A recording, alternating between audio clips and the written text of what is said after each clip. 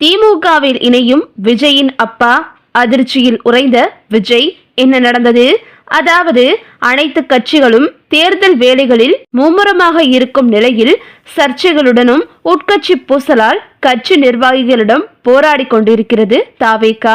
சமீபத்தில் நாமக்கல் மாவட்ட செயலாளர் ஒரு பெண் நிர்வாகியுடன் அத்துமீறி நடந்து கொண்டதாக இருந்த சர்ச்சை ஓய்ந்து அடங்குவதற்குள் தூத்துக்குடியை சேர்ந்த தாவேகாவின் பெண் நிர்வாகி அஜிதா தன் ஆதரவாளர்களுடன் சேர்ந்து நேற்று முன்தினம் பனையூரில் கட்சி தலைமை அலுவலகத்தில் விஜய் செல்லும் காரை மறைத்தார். இது குறித்து வந்த செய்திகளில் அஜிதாவிற்கு மாவட்ட செயலாளர் பதவி வழங்காததால் தான் அவர் அதிருப்தி அடைந்துள்ளார் என்றும் அதனால்தான் அவர் இப்படி நடந்து கொண்டார் என்றும் கூறப்பட்டது. இந்த நிலையில் தாவேகாவின் மதுரை வடக்கு மாவட்ட செயலாளர் கல்லானை விஜயபன் மீது தொண்டர்கள் புகார் தெரிவித்துள்ளனர். தங்களை உருவக்கேலி செய்ததாக பெண் தொண்டர்கள் அதிருப்தி தெரிவித்துள்ளனர். மேலும் நிர்வாகிகளுக்கு பதவி வழங்குவதற்கு 5 லட்சம் முதல் கோடிக்கணக்கில் பணம் பெற்றுள்ளதாகவும் குற்றம் சாட்டுகின்றனர். அதோடு மட்டுமல்லாமல் மதம் மற்றும் சாதி பார்த்து பதவிகள் வழங்கப்படுவதாகவும் குற்றம் சாட்டுகின்றனர். மேலும் தங்கள் பகுதிகளில் உள்ள மக்கள் பிரச்சனைகள் குறித்து அவரிடம் சொன்னால் அதையும் கேலி செய்து அலட்சிய போக்குடன் நடந்து கொள்வதாகவும் கூறுகின்றனர். தொடர்ந்து நடைபெறும் இந்த போக்கினை கண்டித்து விசாலாட்சிபுரம் காலாங்கரையை தாவேகா தொண்டர்கள் மாவட்ட செயலாளர்களுக்கு எதிராக போராட்டங்களை நடத்தியதோடு அவருக்கு எதிராக கோஷங்களையும் எழுப்பினர். தொடர்ந்து மோசமான செயல்களில் ஈடுபட்டு வரும் மாவட்ட செயலாளர் விஜயபன் மீது தாவேகா தலைவர் விஜய் உரிய நடவடிக்கை எடுக்க வேண்டும் என தொண்டர்கள் கோரிக்கை வைத்துள்ளனர். சொந்த கட்சிக்குள்ளேயே இவ்வளவு சிக்கல்களை வைத்திருக்கும் தாவேகா எப்படி எதிர்கட்சிகளை சமாளிக்கப் போகிறது என்று பொறுத்திருந்துதான் பார்க்க வேண்டும். இது ஒரு புறம் இருக்க, சில நாட்களுக்கு முன்பாக அதிமுகவில் இருந்து விலகி தற்போது செங்கோட்டையன் தாவேகாவில் இணைந்துள்ளார். அவர் இணைந்ததிலிருந்தே தாவேகாவில் உட்கட்சி பூசல் இன்னும் அதிகமாகிவிட்டது என்றுதான் சொல்ல வேண்டும். ஏற்கனவே நிர்மல்குமார் மற்றும் புஷி ஆனந்த் இருவரும் இணைந்துதான் தற்போது மற்றவர்களை உள்ளே அனுமதிக்க மாட்டுகிறார்கள் என்று பலரும் குற்றம் சாட்டி வந்த நிலையில் செங்கோட்டையனால் தற்போது அவர்களுக்குள் உட்கட்சி பூசல் ஏற்பட்டுள்ளது.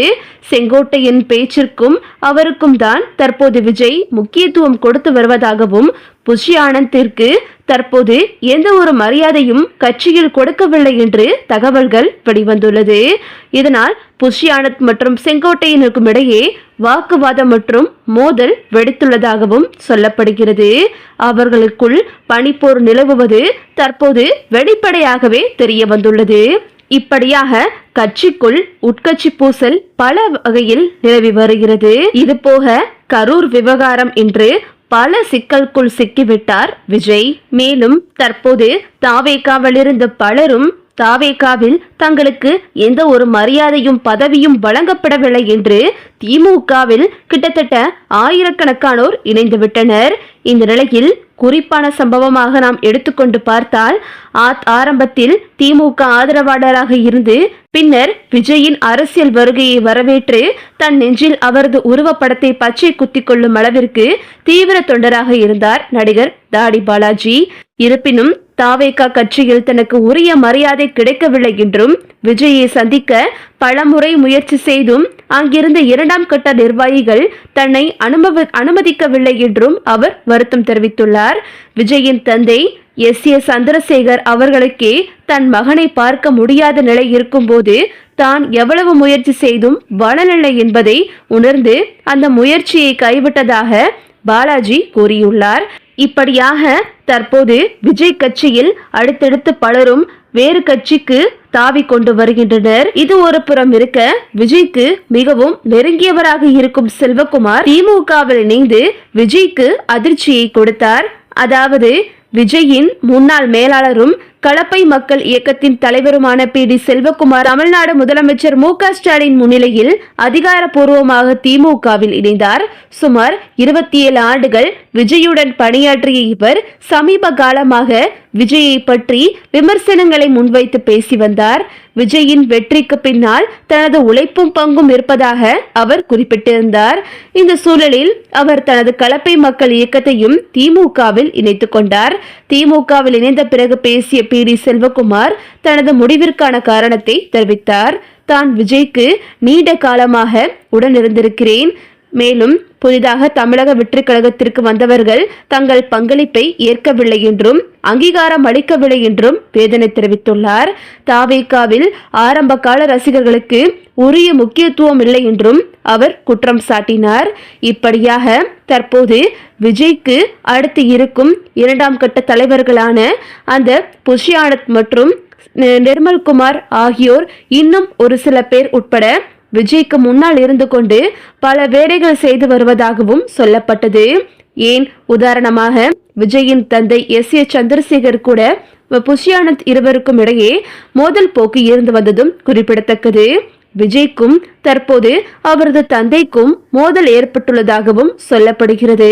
நடந்து முடிந்த அந்த கரூர் சம்பவத்திற்கு கூட விஜய்க்கு மிகப்பெரிய எதிர்ப்புகள் கிளம்பியது.